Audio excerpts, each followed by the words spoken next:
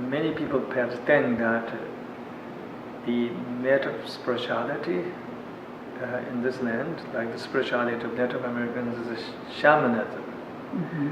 And to me, it's bigger than shamanism. I don't have a name. It's too big for me to be named. It's just beautiful spiritual tradition.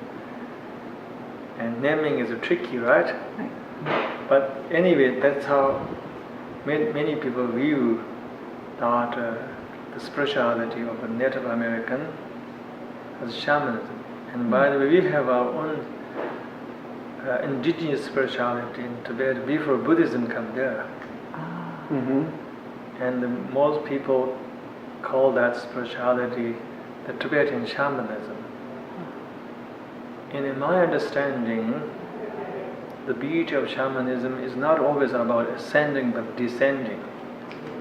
Whereas many spirituality is all about ascending, which is rejecting all our pain and suffering, rejecting and shutting down awareness of our darkness, wounds, the shadow inside. Instead, always looking into the divine, the light, the absolute truth. But that can be very incomplete. It's like you put the beautiful carpet on the junk and pretending there's no more junk, there's no filth, and dancing on the other carpet. Right. Yeah. But the filth is already there because we never cleaned it. Oh. So that's the problem of many traditions. It's too much emphasizing ascending, going into heaven, going into the supreme consciousness, the higher truth, and totally turning attention away from what is seems to be narrow, human, dark, heavy, impure.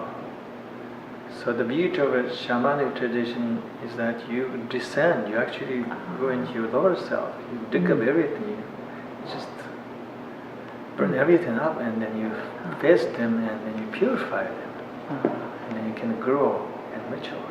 Mm-hmm. So in that sense, I think it would be very easy method for the younger generation in your culture and to go through the process of a healing, because healing only begins by descending, by being in touch with your own darkness, your anger, your hatred, and face them, and then you can let go of them. So my path is all about embracing my darkness, embracing my imperfections, acknowledging my anger, my insecurity, and then work through them. And then what I end up having is self-knowledge, really understanding myself, my goodness, but as well as also my darkness. And I understand pretty much everything about myself, and then I can heal myself. And then I can learn not to perpetuate my neurotic and destructive tendencies, and to be free from them, and to continue to be mature and grow. I believe I understand that very well. I mean, I'm glad you said those words. Yes. I mean, we have a lot of talking therapy where people look at their inner selves and talk about their childhoods, or talk about things from the past, or how they behave, their own behaviors, And it's important that they explore those and talk about them and share them so others can hear them. And then we also have our ceremonies, our healing ceremonies, our ceremonies of renewal. Yes, they're very beautiful as well as powerful. Yes. And, and all our dances and our prayers and how we pray, those, and then our places of power, going to the places of power and knowing the stories that were told on those mountains, tops of how they came to be. Knowing that is an important part of cleansing yourself and exploring the darker sides, so that you can see find the light. Yes, exactly, and learn not to act out of those dark forces. but Yes. also not to demonize the dark forces either. Mm-hmm. Basically, you know where the ditch is, and you're stuck, and next time you won't fall into it. You know, there is I wanted to tell you this tiny story. A 74-year-old woman, Native American woman that I know, told me this week. She said, "I've been pondering and pondering for years and years why my mother hated me so much and why she tried to get rid of me and told me I shouldn't be here." And she said, "All these years I've been wondering why," and she figured it out. She figured it out, and she said, "I feel so much better now. I'm happy." But she went down into the darkness, I think, and she had to look at her own anger, but she figured out what had happened to her mother and why her mother hated her, and it took 70 years. And she's so happy. She says, "My burden," I actually videotaped her. I'll send it to you someday. Inspiring. Yeah, she says, "My burden is gone. And I just want to help other people." But it's that looking at the So dark she had a stuff. shamanic journey, the descending She did. into the darkness, and she found light there. Yeah. And that's the story now that Native Americans are, particularly like our tribe and other tribes that are similar to ours and stuff like that, you know. We don't have to hide growing up, I could not tell people I was Native American. I couldn't tell people who I was, and it was kind of like there was something wrong with us being Native Americans. It was a bad thing, you know. But now our dangerous. youth, it was dangerous. Apparently dangerous too, like being Right. subject to lots of mistreatment. Years past, they were paying bounty hunters to hunt us down and to kill us and give a bounty, you know, and indentured servitude, which is slavery, kidnapping the children, you know. So I mean, you hid your identity, so that was to try and stop those things. But our youth now, they're realizing that we need to start talking and telling our stories. Yeah, talking is so important, not to be silent, otherwise we never empower ourselves. There is And no talking healing. is like the beginning of a healing. What? In my own experience, this might be true for if somebody hurt me intentionally. And of course, I don't feel good, right? We don't feel good if somebody hurt us intentionally, either through words, action.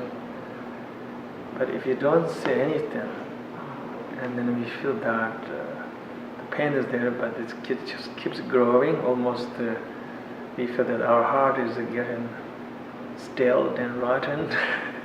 Yes.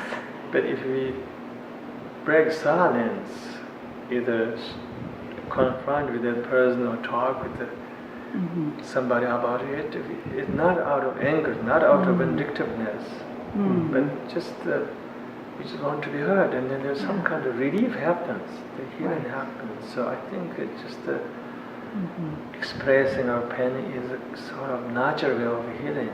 So it's good now we have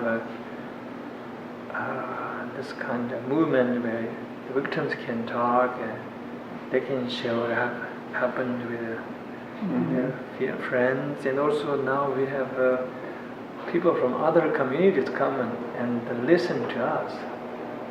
Yes. So there's much more prospect of healing happening in this time than ever. Of course, the world is changing very much, and last even like 20 years I have been witnessing many change in this country in the level of consciousness, and good ones, encouraging ones.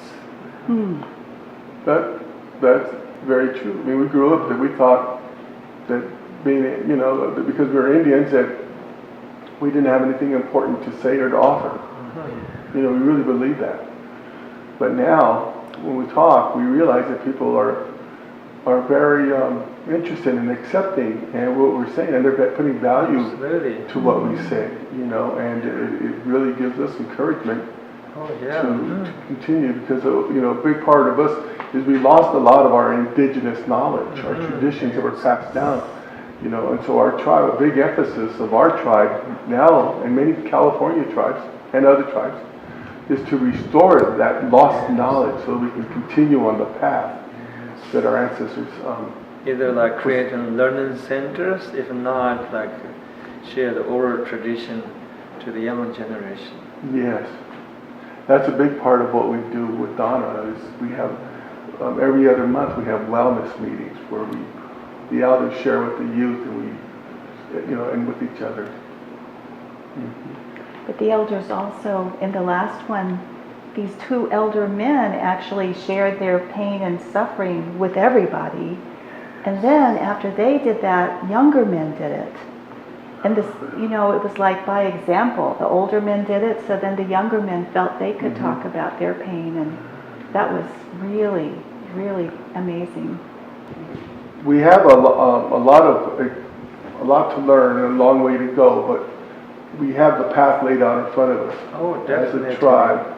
And whenever we have meetings, it's not unusual to get 50, 70, or 100 people of all age groups there. So we're really happy with that. So but good. I think, talking to you shows us that there's no shortcuts to healing. Yes, not so much. No shortcuts, and stuff. And to continue talking like we're talking, sharing, and our ceremonies. It's just part, life itself is organic and it's not mechanical, so it has its own rhythm. Right. You can't have to dance around the rhythm and not to push anything. Right.